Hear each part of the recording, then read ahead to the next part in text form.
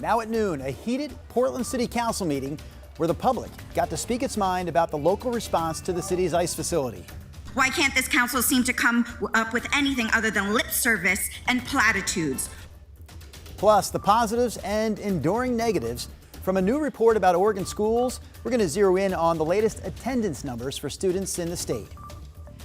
And we also have the latest on the investigation into who purposely drove a car into this Chipotle in Wood Village and why. People just working, people trying to get food, you know, it's sad. Also here at noon, a project more than a decade in the making. We're going to preview the grand reopening of the Portland Art Museum. KGW News at noon starts right now.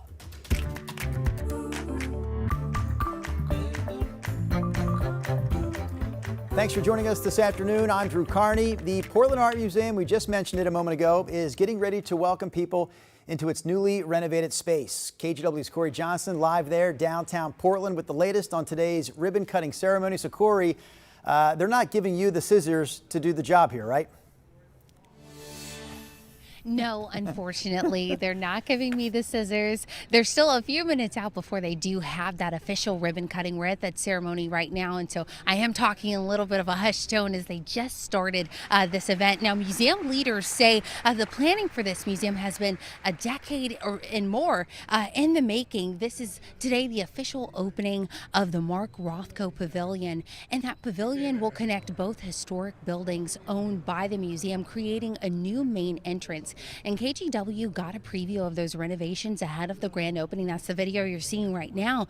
The expansion adds nearly 100,000 square feet, creating new gallery space. And the project also cost roughly $116 million and was nearly funded entirely by private donors. Museum leaders call it a significant investment in the arts and in a space they hope acts as a community hub. Now, also, there are a few new additions as well, not just for people wanting to go inside, but outside as well. A new opening between Park Avenue and Southwest 10th provides views for people walking and biking to look from the outside into exhibits.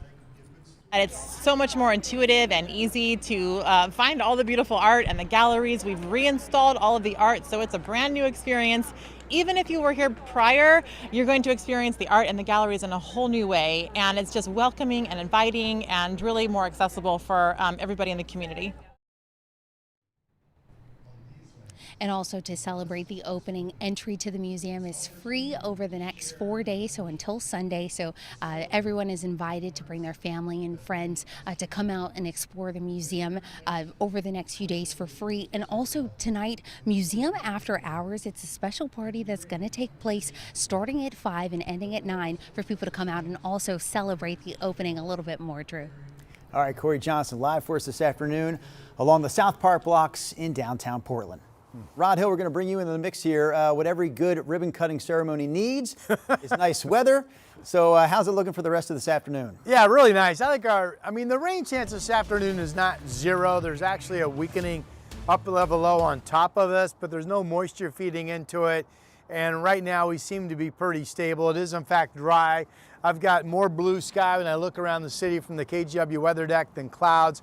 My view brought to me and you by Rick's Custom Fencing and Decking. Let's take a big look at the satellite picture, and you're going to look for the green areas, which would be some lingering scattered showers.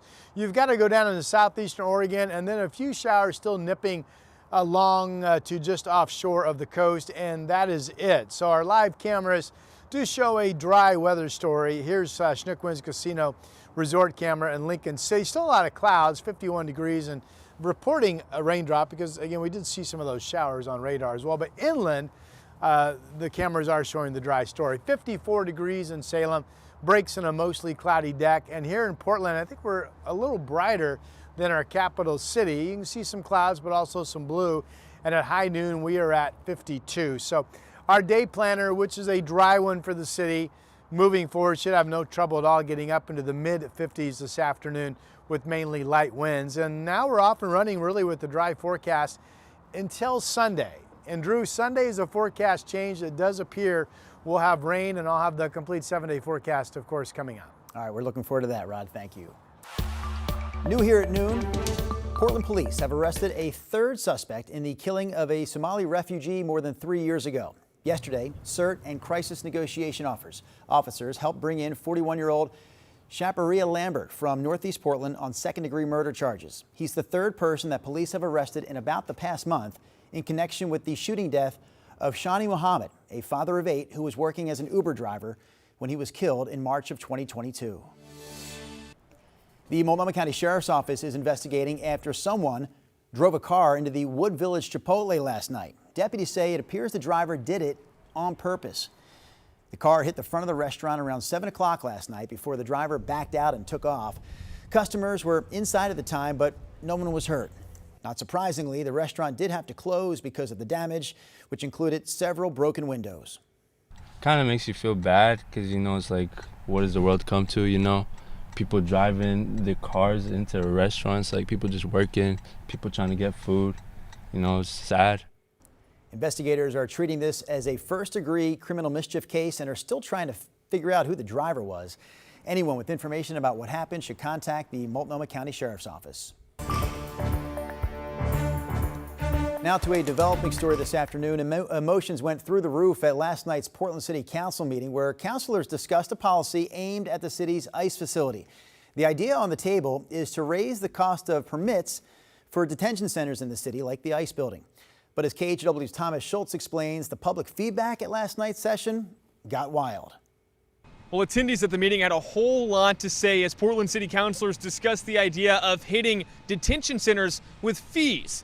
Now, while it wasn't specifically named, this whole idea spurs around the ICE facility in South Portland. Revenue would be used to counteract unique costs of the facility.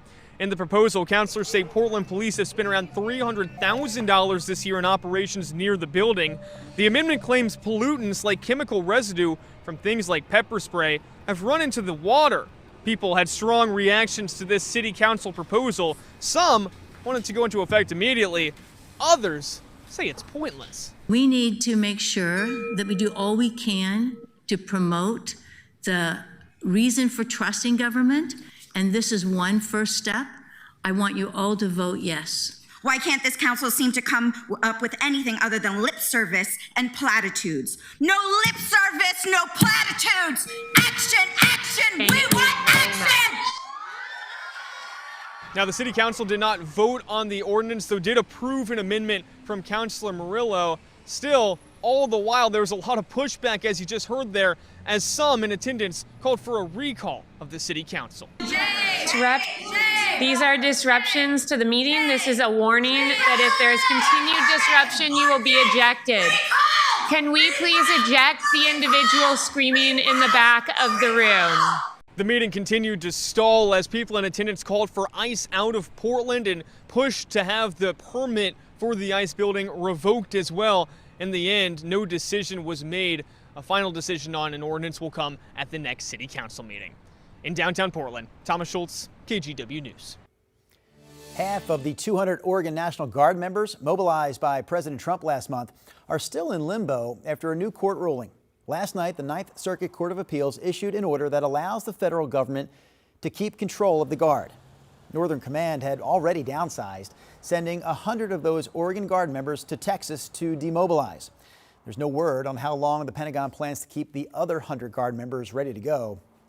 A federal judge did permanently block the president from deploying the Guard to Portland's ICE facility, although the Ninth Circuit is set to hear an appeal on that sometime next year. A new education report shows attendance levels at Oregon schools are still way below pre-pandemic levels. But it also shows that more students are actually making it to class than we've seen in the past few years. Now, last year, more than a third of students statewide were considered chronically absent. That means they missed 10% or more of the school days on the calendar. Before the pandemic, about 20% of students were considered chronically absent. Oregon Department of Education Director Dr. Charlene Williams says the plan to address this isn't centered on added punishments like truancy court. Instead, the state is looking to make logistical changes like better transportation support or after-school care to make sure that kids can get to and stay in school. Is it fair to penalize them potentially if there are systems we can help put in place? And so it's a complex topic that we need to continue to wrestle with. For years, Oregon students have also ranked among the lowest in the country when it comes to reading and math. School leaders say, as you'd expect, the more class time a student misses, the more likely they are to fall behind.